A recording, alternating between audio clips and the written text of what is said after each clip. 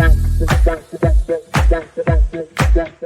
to the Organizational Maneuverability Radio Show, defying gravity so your team can soar at altitude, with host Marshall Goldsmith, executive coach, Randy Swaim. Audio and video. Okay, and it's recording. Well, hello.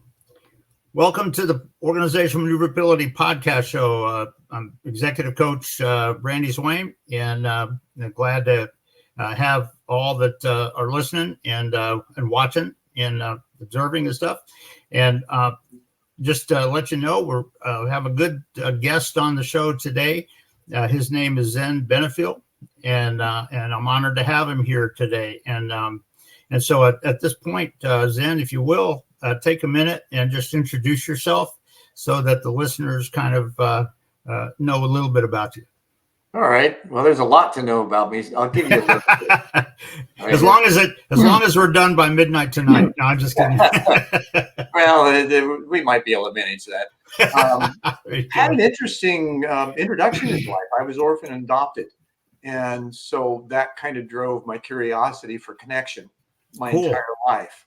That is cool. I did not know that. That's awesome. Thank you. Wonderful parents. I actually met my birth parents later on, which really added to the spice because it was a quest that I had been on for decades and it manifested. So it's amazing how this is an example of how your intent, your desire, and your interaction without attachment actually produces results. Yeah. Later on, I went to college early on, pre-med program, bailed, got married, raised kids, went to work in the aerospace industry, worked as a production control coordinator for an aerospace company in charge of $7 million a month in my mid-20s, and eventually got the company to institute interpersonal skills classes because they came to me to find out why I was at the top of the production charts, which is kind of interesting. You know, most things, as you know, are rather militaristic, a command and control structure, especially in aerospace at that time. So then left the industry, started out on my own, went through divorce and expulsion from church, or at least an attempt. And it was just a pure hell for me. And then I restarted and I hit the reset button. It's like, okay, I'm going to follow my heart. So I went, produced and hosted a television show for a couple of years, went back, got my MBA, and then at University of Phoenix. Then I got a teaching cert, taught high school for almost a decade. At the tail end of that, I went back to school, got an MA in organizational management, and then wrote a business plan for a model school and community as my project. And then went from there into transformational coaching and partnering facilitation for building road and bridge construction projects. That gave me the opportunity to really put into more full use of how and what I learned in helping people to find themselves, integrate their own understanding, and allow that facilitation process of people, places, and things in their own lives to produce magnificent results. Yeah. In the meantime, I also, part-time, a couple of times a year, I ran the Tempe Arts Festivals and the Fiesta Bowl block party, 250,000 people in one night and 250,000 people in a weekend, respectively. Wow. So that was another opportunity to step in the middle of chaos and find order. That's very aligned with organizational maneuverability. No two ways about it. So absolutely. And, cool. From an organizational standpoint, you know, there's such a thing, ambidextrous organizations, right? Where you've got the two sides of it, the exploitation side and the experimentation side. Right. And those two often don't get merged in order for the companies to survive. And especially after COVID now, companies have to be agile. They have to be able to change on a dime. They have to be able to be in the market.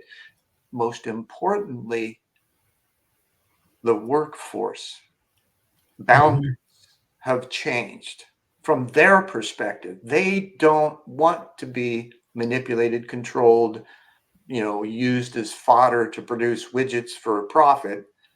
they want to have a life. Yeah. And they want to be respected, honored, understood, supported in the work. And leaders now are recognizing, oh gosh, there's this new thing about servant leadership, right? Well, what is that? You make sure everybody has what they need because they're the ones that get the work done, not you. That's It's right. up to you to support them so that the work can get done and Yep. get done most effectively. And of course, we both know happy people get more done with less supervision and will exceed your Yeah. expectations every time. And if you think about it too, very aligned with what you just said, in today's world, so often the factors that sort of sneak onto the scene that you, the manager, the leader, did not realize at the time, it's the people that are working with it at the point of attack are the ones that see it first. Mhm. And it's kind of what you're saying there. Well, and here's where Maslow's hierarchy needs to be flipped. Mhm. Right? Self-actualization is not the last thing. That's right. It's the first. Yep. So how do we do that? Right? Well, Mhm. that's where the coaching, the consulting, and the personal experience and the delving into how that works that I've spent the last 50 years Mhm. researching, studying, implementing, exploring, experimenting, find out what works, changing the theory into practical and pragmatic understanding, Yeah. which is really the most difficult part of that, because you got Mhm. to be willing to suspend your belief systems and test everything. Mhm. Mhm. Now, how do you do that?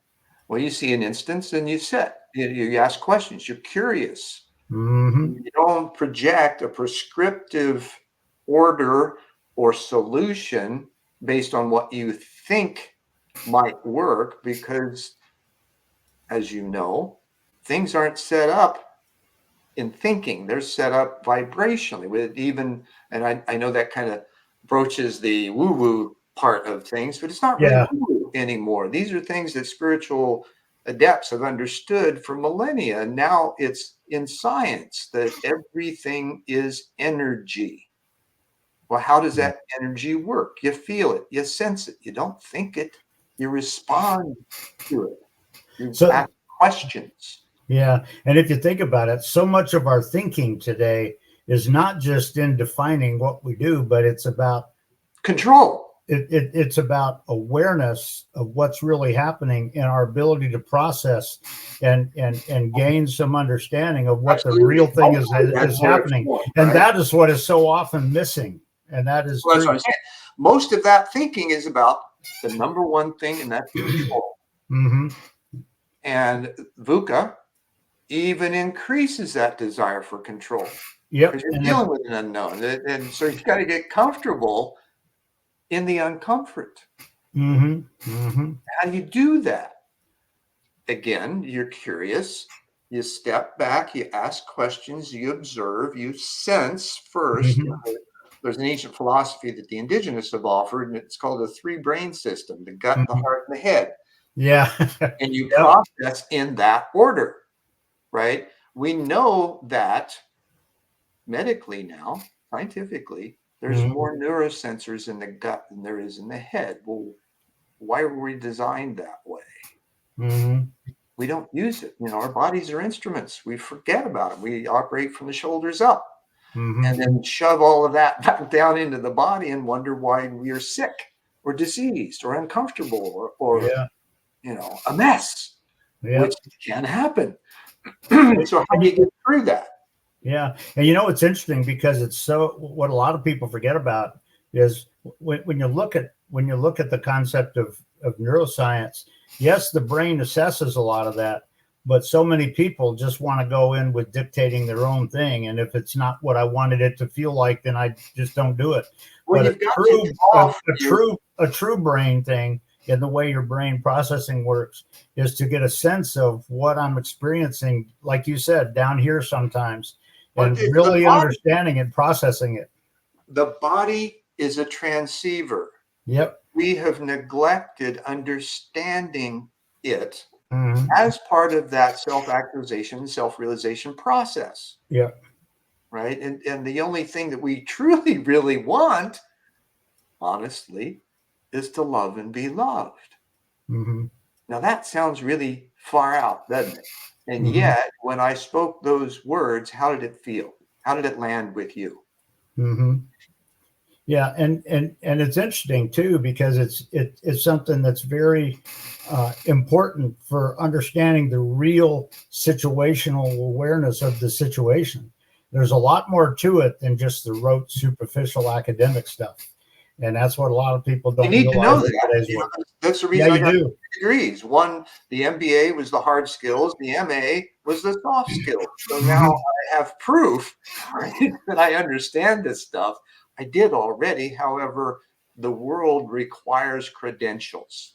Yeah, and you know it's interesting too with what you're saying. It does, but with what you're saying, one of the things I throw out to people is, as a leader, are you aware of when your team members are communicating something where they are experiencing a certain aspect of what you're talking about that they don't understand, and how are you really going to connect with them in such a way that they become very successful and become aware of that? And those are things that a lot of people in today's world do not understand. It starts by asking questions and shutting up Yes, it does. and listening.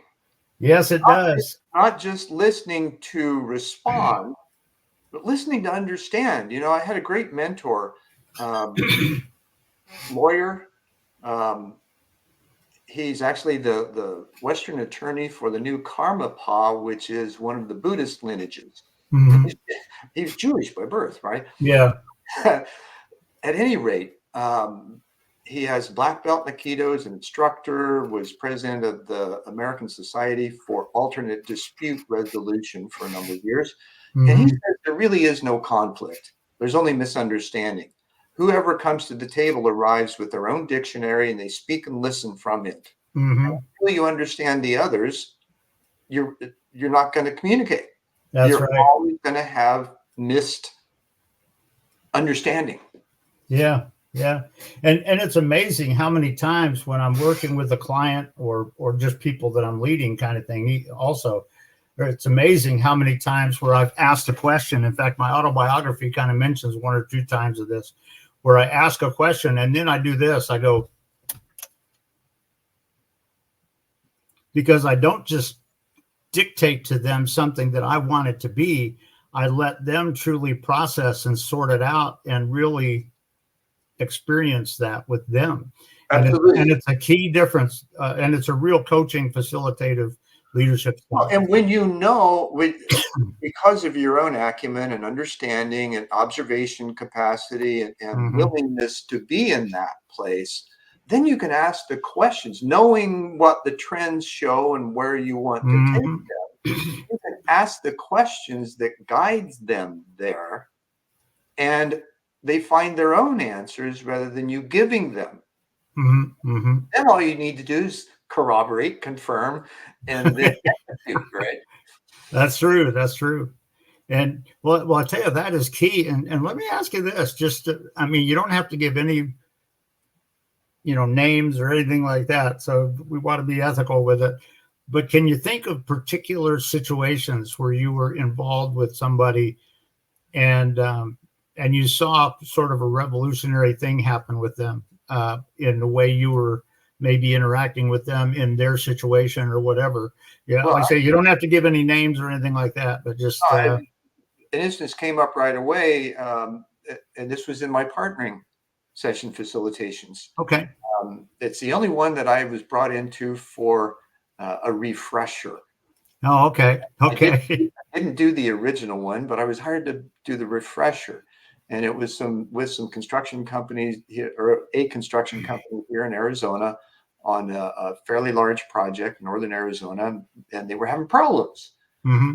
And so during the meeting, as I was conducting it and facilitating the conversations, the main problem was between the Egyptian project manager, male, Yeah. and the white female office administrator, for Okay. ADOT. Yeah.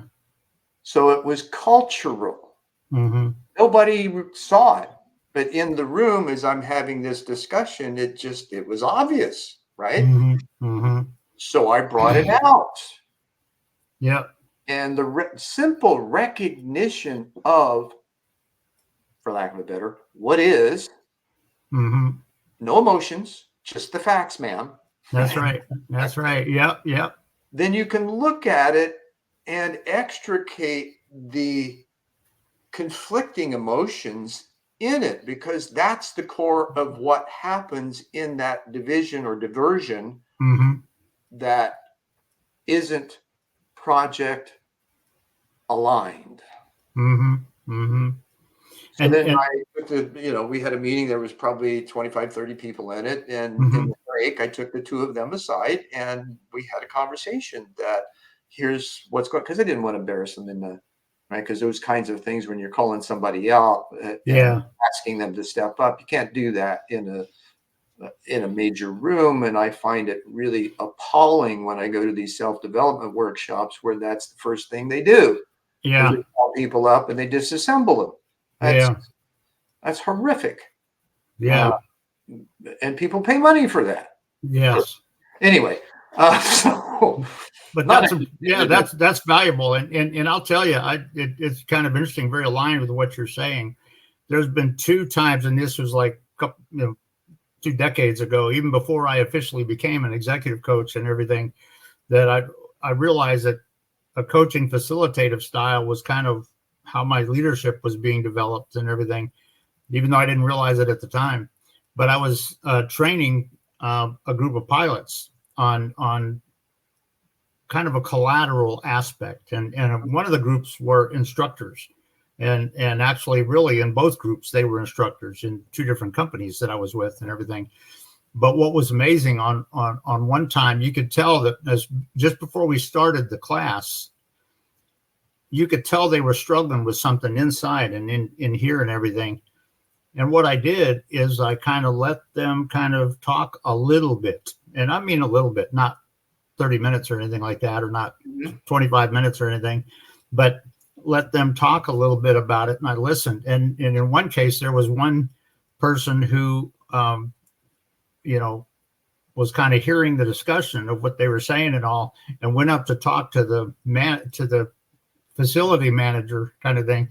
And I saw him come down. And when he came down, because at the end of it, I said, okay, well, you guys ready to begin now? And they all went, yep. And so we started talking about the course and everything like this and presenting it. And he heard us doing that. And he went up there and he came up and applauded me after it was all done and everything. And there was another time where it was kind of with a bunch of instructors, jet instructors. And one guy, I won't mention his name, but one guy actually was an F4 pilot in Vietnam. Mm-hmm. And he had actually shot down 2 MiGs and stuff. So he was sort of well known for a lot of what he brought and everything. But I was getting ready to teach these instructors something, and they had, you could tell they were struggling with one or 2 things just inside and in here. I'm sorry, but Randy, I got to say, war is just a despicable human interaction. It is. It can be. I mean, there's sometimes when you got to defend, but it's not that. But he was what I'm saying is he was very proficient as a pilot and all that kind of stuff. And in the future, I appreciate that, that the proficiency and all those things are developed. However, as we look forward, especially now, mm-hmm. We've got a world that's just horrible. Yeah. One other thing that has advanced for me is I'm now the operations director for a global peace movement called Live and Let Live. Yeah. Cool. There's 2 aspects of it. There's principles, a legal and a moral. Yep. The moral is being excellent human. And so there's aspirational values that we work with. Yep. Legal is what's important, and that's don't aggress. Yeah. And our long-term goal is to calibrate the law to remove aggression. Mm-hmm. And that's really one of the only ways that we can move forward collectively to create freedom and peace. Yep. Yep. And but the only thing I was going to mention with this is because of the way that I did it, I could tell that they were kind of struggling with one or two little things that were going on right now. And I let them sort of discuss it just for probably not more than 5 or 8 minutes or whatever. But what was amazing is at the end of the discussion, I said, "So you guys ready to begin?" Kind of thing. And Sure. the guy that was the F4 guy from decades ago, kind of thing, he was sitting right in front of the podium where I was standing, and he looked at me and he said, and of course like I said, he's retired military and all that, and he looked at me and he said, "One thing I got to share with you, Randy." And I said, "What's that?" He said, "I'd work for you any day," because of their experience on how I did that. Because I didn't just go with rote control freak stuff, but I let them connect and come to be, kind of thing. You know what I find, Randy? As a facilitator, right? That's the third piece of the trifecta of leadership, right? Yep. You've got managers, leaders, Yep. and facilitators. The facilitator has the balance of the leadership and the management philosophy. That's right. Which often, for instance, in the partnering workshops and even in my coaching, I don't look for accolades. Yeah. I need them. What I seek is the accolades for the others. Some of the partnering sessions that I did, there's an award in the construction industry called the Marvin M. Black Partnering Excellence Award. And so those kinds of things for the project team, I'm not even involved at that point, right? Yeah. I come in and I do the foundational work that allows them to understand, okay, we've got these issues coming up then. We've developed the issue resolution plans ahead of time so that there's no work stoppage when it happens. And as you know, construction projects are usually 2 to 5 years long. Yeah. And those problems are recognized by the contractors and vendors moving as they explode the specs and the build project. So they know when things are going to happen. So having all of those things set up to begin with so that when that issue presents itself, they pull the trigger, it's done, everything's corrected, and they move on with no work stoppage. And sometimes a work stoppage can run into the hundreds of thousands of dollars an hour. And with some organizations, it can be the beginning of total failure on their part.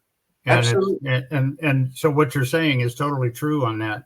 And the risks of that and the effects of that can be very, very bad sometimes, depending on the organization. Well, partnering, for instance, and we're talking about leadership, partnering is part of that. When partnering was first introduced in Arizona in 1990, there was $19 million in litigation. Yep. They instituted partnering in 91. In 92, there was less than $1 million. Immediate effect. Yep.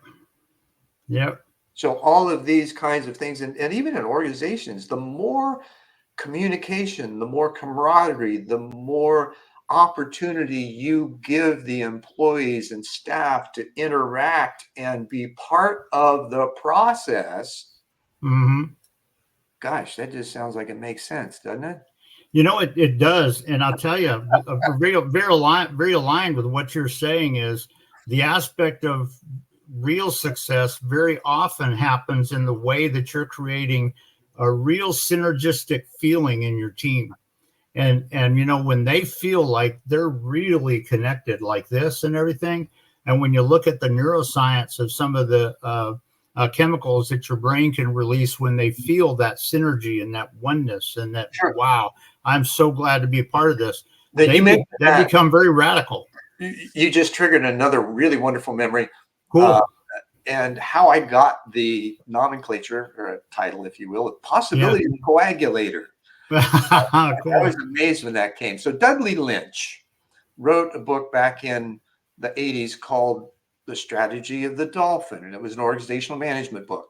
In the late 90s, he wrote a book called The Mother of All Minds, and he was looking at how he can relate the differences between those who are steeped in competition and those who are steeped in collaboration. Mm-hmm. And so he saw our development as an alpha mind and alpha chassis steeped in competition. That's where we were then. Mm-hmm. And so he presented the future model as a beta mind, still in the alpha chassis, because our bodies aren't going to change, but how we think can. So the beta mind understands the concept of oneness. Mm-hmm. Mm-hmm.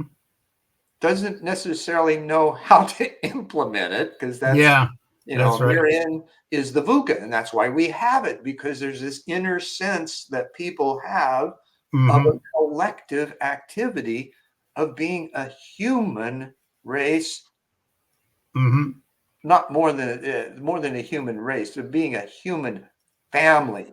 We got caught up in the nationalist notions and forgotten that, hey, we're a global village. We need to learn to get along, or we're not going to survive, let alone thrive in our near future.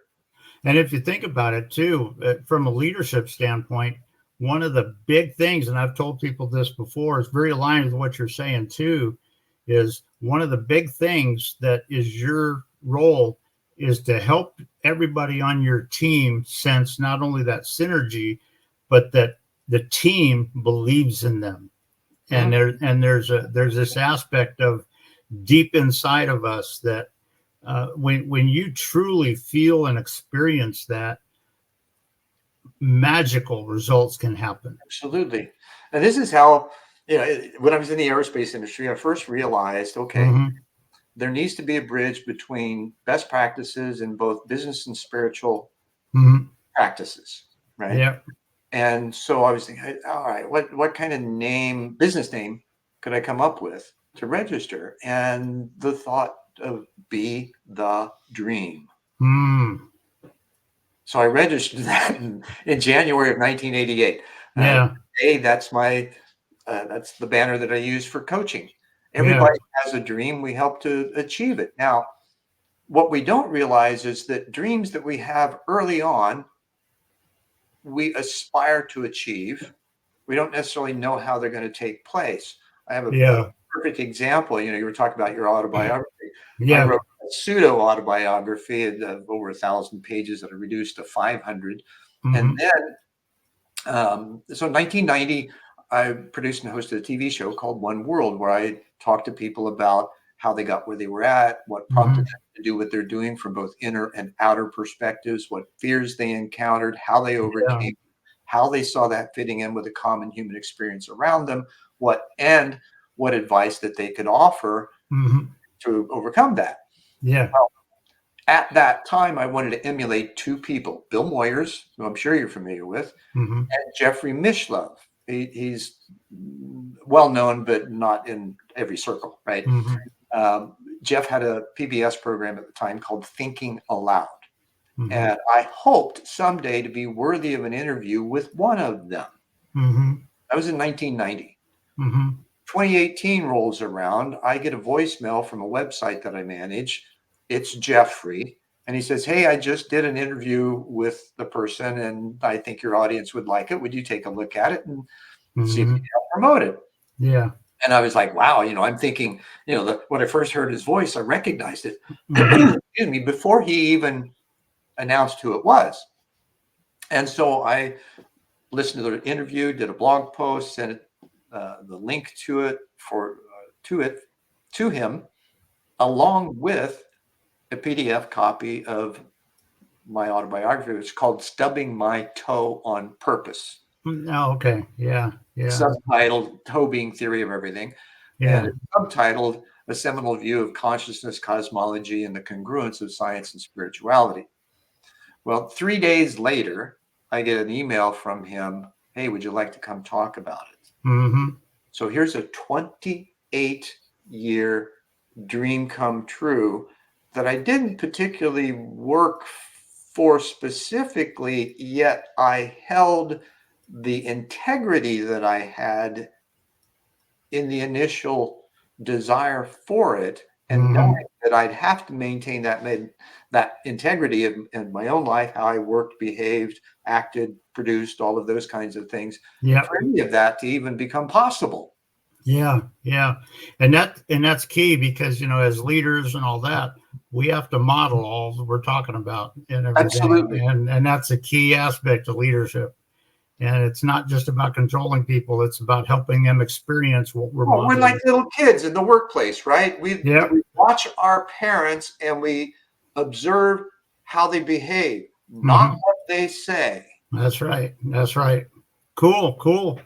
Well, listen, I know it's coming up to the 30 minutes on this and stuff, but it's been and we can go for hours. Yeah. And who knows, maybe we can get another show on sometime if you want. But there's rolling. But I know we're coming up to the end of the 30 minutes, and I know you got something you got to go to here pretty soon. But well, for you, I can spare a few moments. Okay.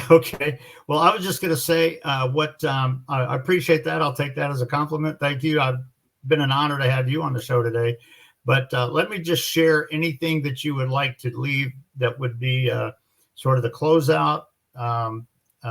Something, maybe a message that you would leave for the listeners, and maybe an insight or something like that you'd like to leave today. Sure. Wow, there's a bunch of them. Let me see if I can. So that could take another hour. No, I'm just kidding. Oh yeah, days. Yeah. I would say, bottom line, love yourself first. Learn what that is. And you know what? The second part of that, you have my compliments. Learn what that is for real. Yeah. We all have different ideas. Our idea of love growing up, if we come from a dysfunctional family, our idea of love is totally different than one that comes from a nurturing family. Yeah. So that needs to be understood. But it can also be developed back to what it should be, even Absolutely. if you come from that. It's all the process of recognizing what is and making the choices. And here's the second thing. Okay. Everything is a choice. You have them. It is. And your decisions are critical. No two ways about it. Make the best choices. Take the time. Feel your way through. Don't think your way through a situation. That's going to come. There will be part of that. I'm not negating the fact that there's thought involved. However, the first thing is to sit and sense and allow those emotions, the thoughts, the considerations to bubble up, and they'll be more pure, they'll be clear, and often you will know the exact direction you need to take from that. Because your processing was able to do that well. It's a flow. It's energy. That's right. That's what we seek. We don't like the pushing and pulling. But you can process it and really understand the reality of this situation and what is the right move for going forward. That's where I come in. Yeah. And me too, when I'm working with pilots or business leaders and stuff. And I have a feeling that my special sauce, if you will, is a bit different. You deal, and granted, you deal with some very necessary things at an organizational level and practical sides of things, pragmatic as well. On the deeper notion, that's where my expertise, because and my willingness to be there in that open, supportive, secure, safe space for others. Yep. And I'll tell you, for radical success, that is so critical. And like you said, and you're critical, because I use the VUCA algorithm quite a lot, because that is what defined, fighter, combat stuff and everything. I got a different rhythm that I like. I'm a drummer. There you go. But it's but in organizational maneuverability, the VUCA is a key sense of that aspect too. Sure. And so it's you have my compliments on that. But I'll tell you, I know that you got some other things to do today. Let me just say before we end up, and those were a couple of good sort of closing points to make to people because they're very valuable. And but I'll let you get ready to get on to your next one, and we'll go ahead and close this out. And for all those listeners, it's again. I would like to plug one more thing, Randy. Go ahead. Sure, go ahead. And this has been a culmination of well, I came off a 30-year hiatus from my first TV show. And I started producing One World in a New World in April of 21. We aired our first show in June. We hit 1 million views in March of this year. And it delves into the very things that we're talking about and bridging the spiritual and the business practices. Cool. Well, I'll tell you what, that you have my compliments on that, and that's a great way, I think, to close it out today. It's a good point. It's a very good thought to leave with people. Thank you so much for and Randy. You bet. Well, I'm glad to have you here. And for those listening, again, this is Marshall Goldsmith, executive coach Randy Swaim, and our organizational maneuverability podcast. And it's just been an honor and a privilege to have Zen Benefield on the show today. And who knows, maybe he'll be on another show sometime. So, but listen, I hope you have a great rest of the day. I know you've got something, another meeting you got to get on to, and we'll let you go with that. But it's been an honor and a privilege having you here, Zen. Ditto, Randy. Thank you. Okay. You take care. Okay. Absolutely. Only if you give it. Okay.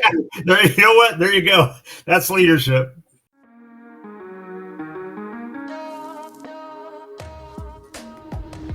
Broadcasting from the business capital of the world, this is the Podcast Business News Network.